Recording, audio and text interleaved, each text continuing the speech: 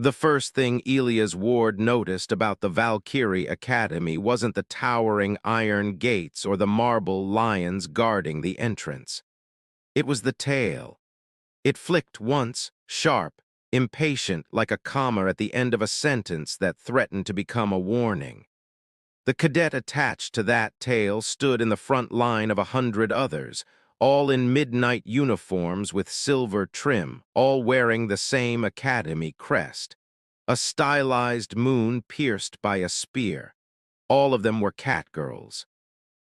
And Elias, human, unarmed, and holding a thin acceptance letter that felt like it had been printed as a joke, stood alone at the bottom of the stairs. The line of cadets watched him with the calm intensity of predators deciding whether you were a guest, a meal, or an inconvenience. A bell chimed somewhere in the academy's heart. The front cadet stepped forward. Her ears were black, sleek, and angled like daggers. Her eyes were a pale gold that made the morning feel like it had to ask permission to shine. She read Elia's liked text. "Ward," she said. He swallowed. "Yes," she tilted her head. "You're late." He checked the clock on his phone. "It's exactly 8. "Exactly 8, she repeated as if that was the problem, not one breath earlier. A ripple of amusement traveled down the ranks. Elias could feel it like laughter behind a fan. The front cadet's tail snapped again. She raised a hand. 2 cadets peeled from the line and approached him, boots silent, eyes sharp. "Human," the front cadet said, her voice smooth as sharpened steel. "Do you know why you were admitted?" Elias looked past her. The academy loomed windows like watchful eyes, banners hanging heavy, the air humming faintly as if the place itself was a machine waiting to be turned on. "My grades," he tried. The cadets behind her smirked. The front cadet leaned closer, close enough that he could see a small scar slicing through her eyebrow like a mistake the world regretted making twice. "No." She spoke softly, and somehow it carried. "You were admitted because the board wanted a test." The 2 cadets at his side stood just slightly behind him, like escorts or guards. Elias couldn't tell. The front cadet straightened. "Welcome to Valkyrie Academy, Ward, where cadets become weapons." She stepped aside and gestured up the stairs. "And where weapons don't like experiments." Elias took his first step up. Every instinct in his body screamed that he should turn around, run back down, and never look at the moon crest again. But he kept climbing, because he didn't have anywhere else to go. Valkyrie Academy was the kind of place legends were born and buried. People in the city talked about it like the weather, always present, always dangerous, never to be questioned. It trained defenders. It trained hunters. It trained those who stood between humanity and what crawled out of the world's dark corners. But in the last 50 years, the academy had changed. Or maybe the world had. Catfolk, especially catgirls, had been recruited, then elevated, then quietly allowed to dominate the ranks. They were faster, stronger, and had sharper senses than any human cadet. They learned faster. They moved better. They fought like they'd been designed for it. Soon, the academy became theirs. Human cadets stopped applying. Those who did rarely survived the first term. Not because the academy killed them, officially, but because the pressure did. Elias had grown up hearing that the academy was impossible. So when his acceptance letter arrived, he read it 3 times, waiting for the ink to laugh at him.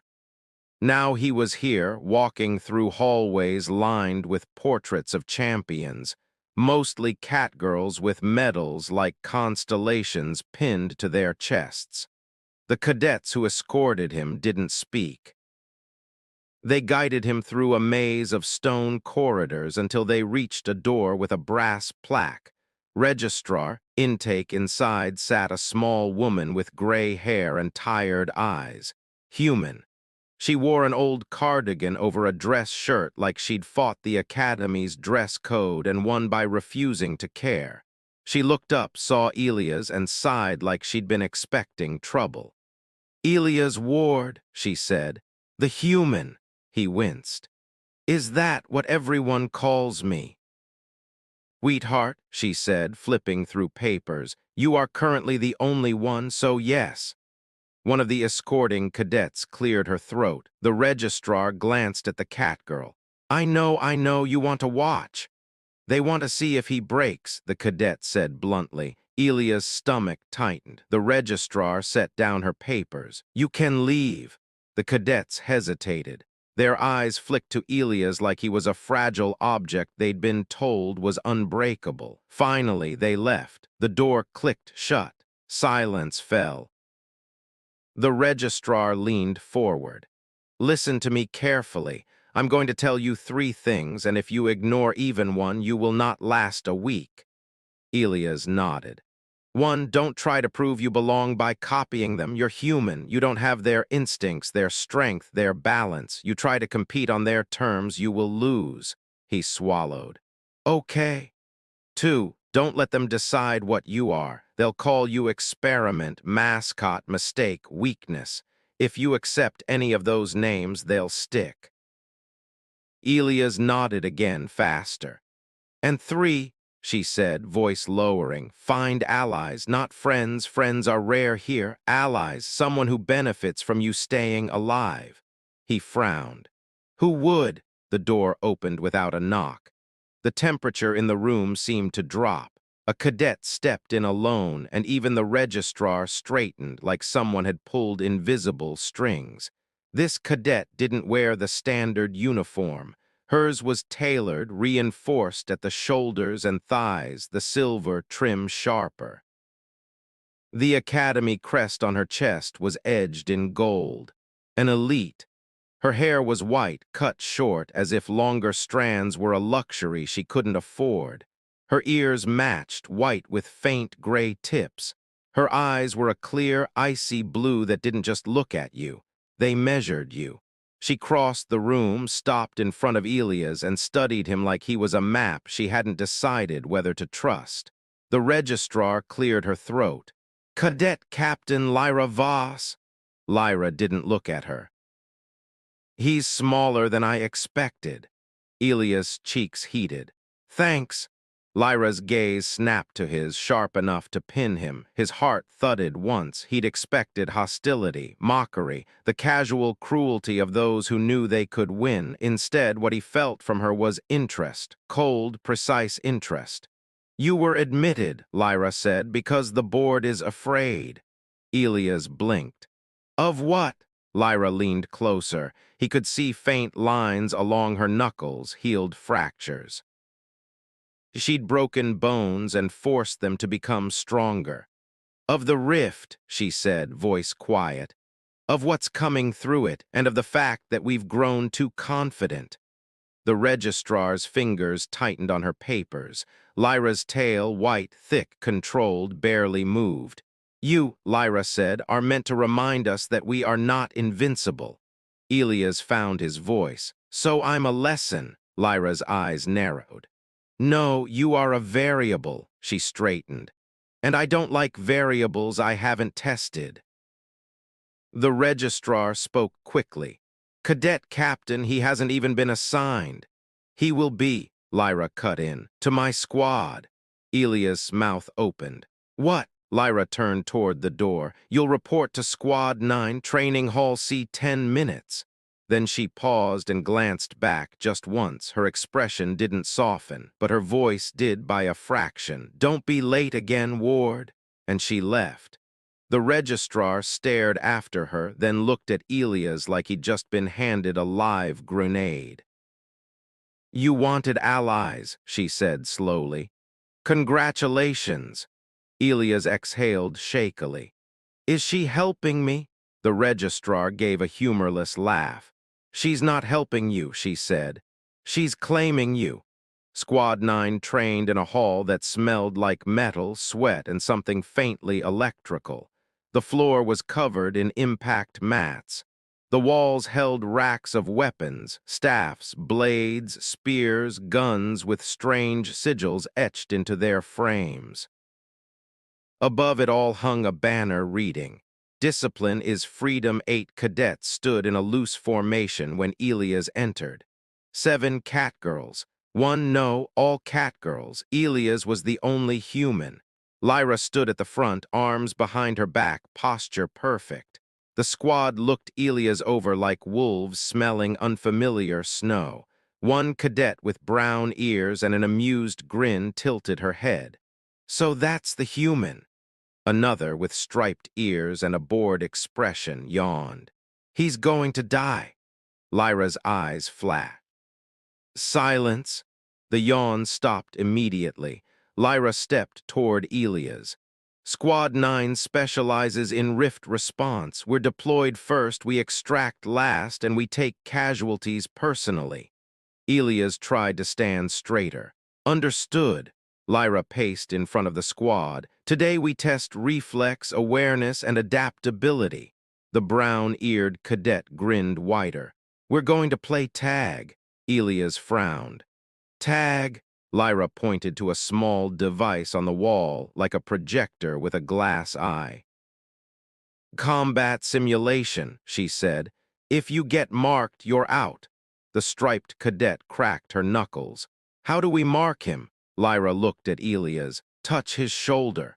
Elias' stomach dropped. Lyra's tone didn't change. "Ward, you will survive 5 minutes," he stared. "Against 7 of them." 6, Lyra corrected. Elias turned his head. 6. Lyra's gaze held him. "I'm not participating." Elias didn't know whether that made him feel better. Lyra lifted her hand. The projector's glass eye glowed. A tone sounded. The simulation began. The lights shifted, dim, then strobing faintly like emergency illumination. Holographic obstacles rose from the floor, pillars, walls, narrow corridors that didn't exist a second ago. The squad vanished into the maze like smoke. Elias stood alone, breathing too fast. "Think," he whispered to himself. "Think." He didn't have claws. He didn't have enhanced hearing. He didn't have a tail to balance. What he had was a brain that didn't want to be touched by any of them. He moved carefully into the maze. A shadow flickered to his left. He spun. A catgirl darted from behind a pillar, reaching for his shoulder. Elias dropped. Her fingers sliced air above him. He rolled, came up running, heart hammering. "Nice!" someone called, laughing. Footsteps, silent, soft, circled him. Elias reached an intersection and stopped. 3 paths, no time. He remembered something from a documentary. Cats hunted by predicting movement by reading patterns. So he did the opposite of pattern. He sprinted left, stopped abruptly, doubled back, climbed over a low holographic wall, and slid under another. He heard a frustrated hiss behind him. A hand brushed his sleeve, almost. He ducked again, stumbled, regained balance. The maze shifted, walls moved. The academy didn't want fairness, it wanted results. Elias' lungs burned. Then he saw Lyra. She stood outside the maze, arms crossed, watching through the holographic walls as if she could see everything. And her eyes were locked on him, not on the squad, on him. Elias' chest tightened, not fear this time, but a strange spark that said, "She's judging you, yes, but she's also paying attention." A striped tail flicked into view ahead. Elias stopped. A cadet dropped from above, landing silently in front of him, white and black ears, sharp grin. "Got you." Elias' mind flashed. He grabbed the holographic pillar beside him and shoved. It wasn't real. His hands passed through. The cadet lunged. Elias twisted, and instead of dodging away, he stepped in close enough that her momentum carried her past him. He pivoted, tapped her shoulder. She froze, blinking. "Wait!" a buzzer sounded. A red light marked her uniform. She stared at Elias like he'd just insulted gravity. Elias didn't stop to celebrate. He ran. Now the squad would be serious. He hit another corridor, and a brown-eared cadet appeared from the side, too fast. Her fingers were inches away. Elias threw his body sideways, slamming into the wall. Pain jolted his shoulder, but her hand hit the wall where his shoulder had been. He pushed off, sprinting again, tears stinging his eyes from exertion. 5 minutes. Survive 5 minutes.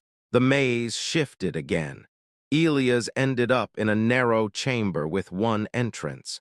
A trap. He turned to run. 2 cadets blocked the exit, tails swaying, eyes gleaming. One said softly, "End of the line, human." Elias backed up until the wall pressed against him. He raised his hands, useless. Then a third cadet dropped in behind him.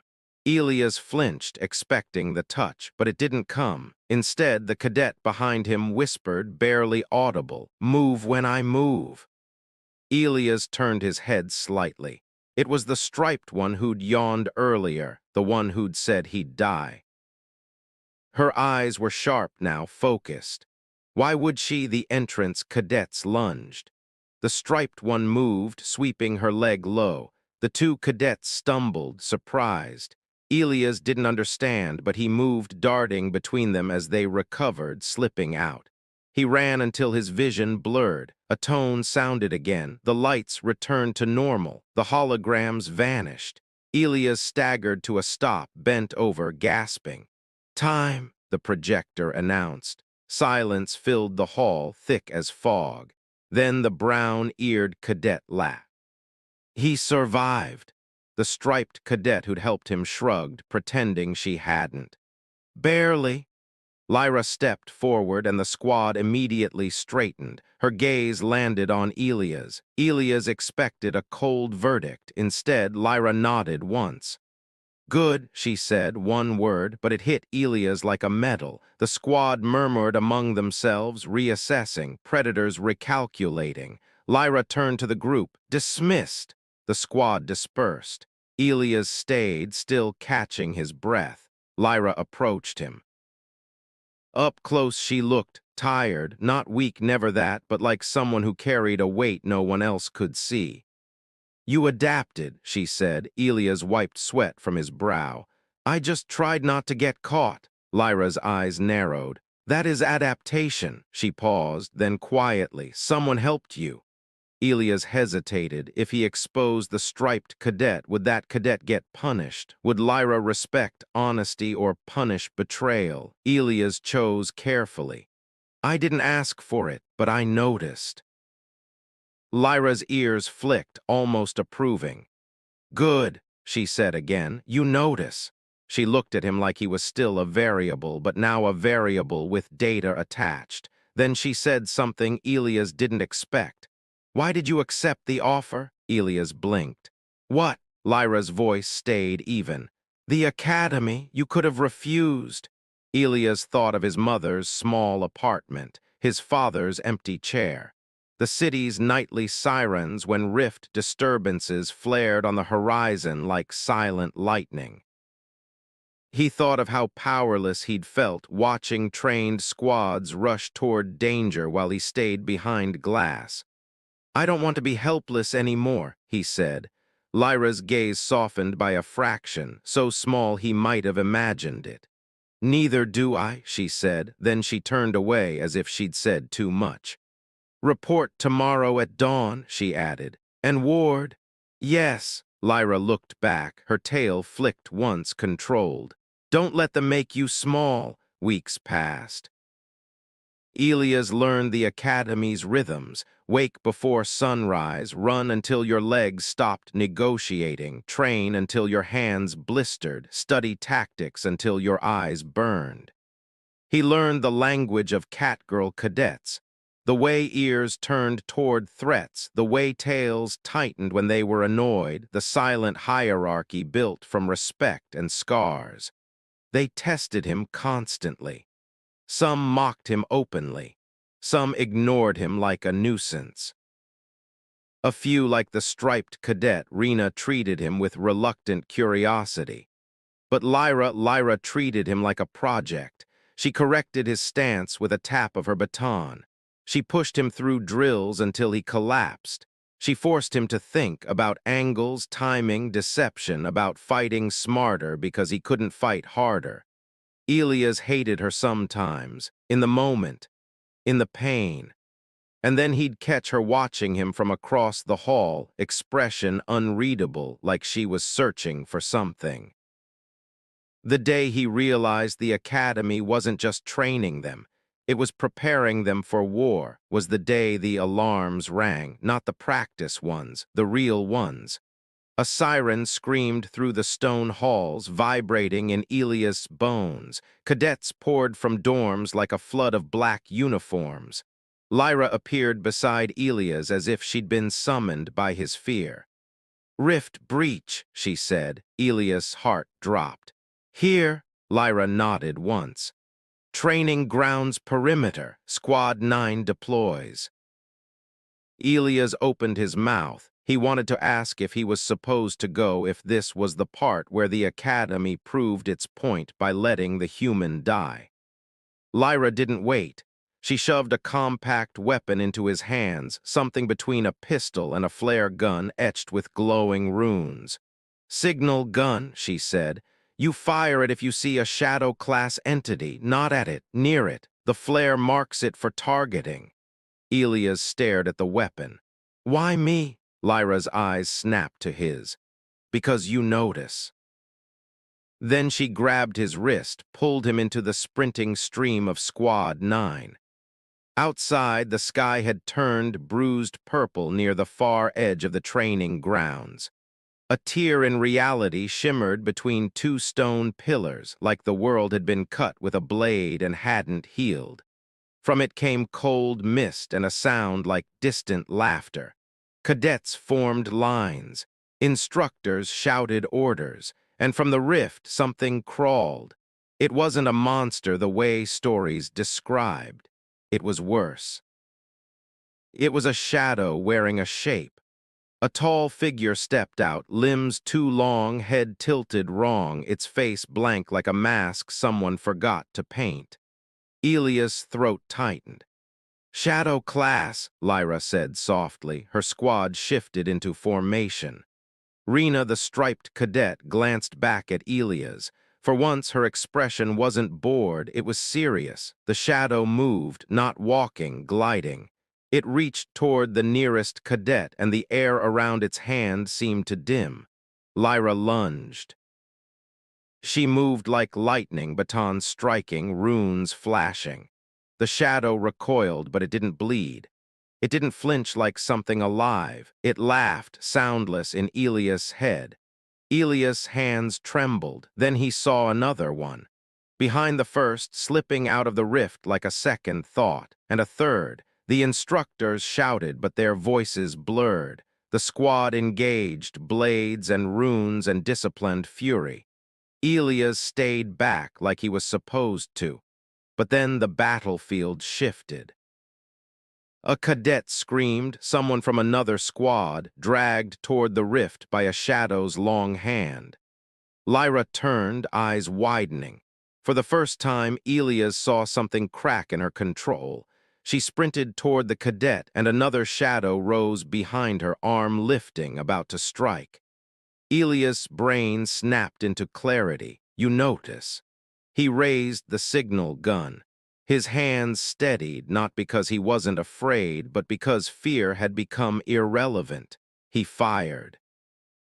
The flare burst not at the shadow, but beside it, exploding into harsh white light that clung to darkness like paint. The marked shadow recoiled, and an instructor's spear of light slammed into it, pinning it in place. Lyra spun, realized what almost happened, and her gaze met Elias' S. In that one heartbeat, he saw it all in her eyes, surprise, relief, and something else, something dangerously human. Lyra finished her strike, saving the cadet, driving the shadows back as the instructors stabilized the rift with heavy runic pylons. The breach shuddered, then sealed with a thunderclap that made the ground jump. Silence fell. Breathing, groans, the smell of ozone. Elias stood frozen, signal gun still raised. Lyra approached him slowly. Her uniform was torn at the shoulder. A thin cut bled across her cheek. Her breathing was controlled, but her hands shook slightly. She stopped in front of him, close enough that the world narrowed to her and the fading light. "You saved me," she said. Elias swallowed. I fired where you told me." Lyra's eyes narrowed, then softened. "No," she said, "you fired when it mattered." Behind them, cadets whispered, staring at Elias like he'd become something else. Not a joke, not a variable, a factor. Lyra's voice lowered, meant only for him. "The Academy will talk," she said. "They'll say you got lucky." Elias managed a shaky smile. "Did I?" Lyra's tail flicked, once then twice, like her control was slipping. She leaned in just slightly. "Luck doesn't aim," she murmured. Then she straightened, expression returning to cold command like armor snapping back into place. "Squad 9, she called. "Regroup." They moved. Elias followed, still stunned. As they walked back toward the academy, Rena fell into step beside him. She didn't look at him. She just said quietly, "You're less useless than I thought." Elias huffed a laugh. "Thank you." Rena's ears twitched. "Don't get cocky." He glanced ahead at Lyra's back, the gold-edged crest catching the light. "Not planning to," Elias said. "I'm just trying not to be small." Rena snorted softly, but there was something like approval in it. That night the academy buzzed with rumors. Humans didn't save elite cadet captains. Humans didn't mark shadow class entities under pressure. Humans didn't belong in the story unless they were the ones being rescued. Elias sat on the dormitory roof alone, legs dangling over the edge, watching the city lights flicker beyond the academy walls. He heard footsteps behind him and didn't bother turning. Only one person moved that quietly without trying. Lyra sat beside him. For a while, neither spoke. The wind tugged at her white hair. Her tail curled around her legs like it was seeking warmth. Finally, Lyra said, "When I was a first year, a human cadet joined." Elias turned his head.